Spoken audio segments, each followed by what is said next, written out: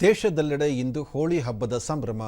ಬಣ್ಣ ಬಣ್ಣಗಳ ಹಬ್ಬವೇ ಈ ಹೋಳಿ. ಯಾವುದೇ ಜಾತಿ ಧರ್ಮ ಎಂಬ ಭೇದ ಭಾವ ಇಲ್ಲದೆ ಎಲ್ಲ ಸಮುದಾಯದವರು ಒಗ್ಗಟ್ಟಾಗಿ ರಂಗು ರಂಗಿನ ಹಬ್ಬ ಹೋಳಿಯನ್ನು ಆಚರಿಸುತ್ತಾರೆ. ಹಿಂದೂಗಳ ಪಾಲಿಗೆ ಇದೊಂದು ವಿಶೇಷ ಸಂಭ್ರಮೋತ್ಸವ. ಪರಸ್ಪರ ಬಣ್ಣ ಎರಚುವುದು, ವಾಟರ್ ಗನ್, ಬಲೂನುಗಳ ಮೂಲಕ ಮತ್ತೊಬ್ಬರ ಮೇಲೆ ಬಣ್ಣ ಹಾಕುವುದು ಈ ಹಬ್ಬದ ವಿಶೇಷವಾಗಿದೆ. ವೃಂದಾವನ ಮತ್ತು ಮಥುರಾದಂತಹ ಬರ್ಸಾನದ ಕೆಲವು ಭಾಗಗಳಲ್ಲಿ ಹೋಳಿ ಹಬ್ಬವನ್ನು ವಿಶೇಷವಾಗಿ ಆಚರಿಸಲಾಗುತ್ತಿದೆ. ಈ ಹಬ್ಬವನ್ನು ದುಷ್ಟರ ವಿರುದ್ಧ ವಿಜಯೋತ್ಸವ ಎಂಬುದಾಗಿಯೂ ಆಚರಿಸಲಾಗುತ್ತದೆ. ದಕ್ಷಿಣ ಭಾರತಕ್ಕೆ ಹೋಲಿಸಿದರೆ ಹೆಚ್ಚಾಗಿ ಉತ್ತರ ಭಾರತದಲ್ಲಿ ಹೋಳಿ ಹಬ್ಬವನ್ನು ವಿಶೇಷವಾಗಿ ಆಚರಿಸಲಾಗುತ್ತದೆ.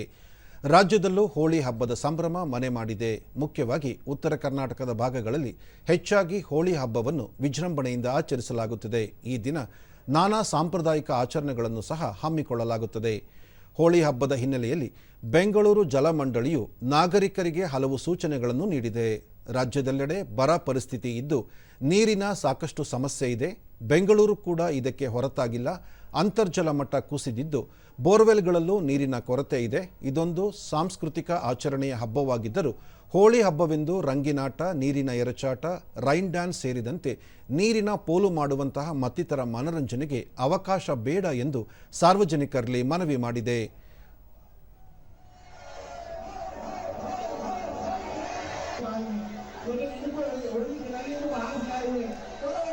ಹೋಳಿ ಹಬ್ಬದ ಅಂಗವಾಗಿ ರಾಷ್ಟ್ರಪತಿ ದ್ರೌಪದಿ ಮುರ್ಮು, ಉಪರಾಷ್ಟ್ರಪತಿ ಜಗದೀಪ್ ಧನ್ಕರ್ ಮತ್ತು ಪ್ರಧಾನಿ ನರೇಂದ್ರ ಮೋದಿಯವರು ದೇಶದ ಜನತೆಗೆ ಶುಭಾಶಯ ಕೋರಿದ್ದಾರೆ.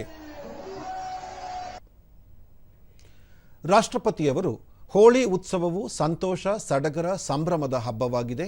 ಇದು ಜನರಲ್ಲಿ ಆಶಯ ಹಾಗೂ ಉತ್ಸಾಹಗಳನ್ನು ತುಂಬುತ್ತದೆ. ಹೋಳಿಯ ಬಣ್ಣಗಳು ದೇಶದ ವೈವಿಧ್ಯತೆಯ ಸಂಕೇತವಾಗಿದ್ದು ಪ್ರೀತಿ, ಏಕತೆ, ಭ್ರಾತೃತ್ವದ ಭಾವನೆಯನ್ನು ವೃದ್ಧಿಸುತ್ತದೆ ಎಂದು ತಮ್ಮ ಸಂದೇಶದಲ್ಲಿ ತಿಳಿಸಿದ್ದಾರೆ.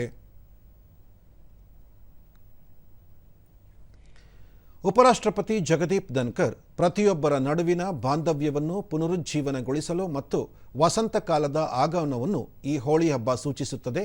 ಹೊಸತನಗಳಿಗೆ ಈ ಹಬ್ಬ ಅವಕಾಶ ಮಾಡಿಕೊಡಲಿದ್ದು ಜನರ ನಡುವೆ ಉತ್ತಮ ಸಂಬಂಧ ಬೆಸೆಯುತ್ತದೆ ಎಂದು ಹೇಳಿದ್ದಾರೆ.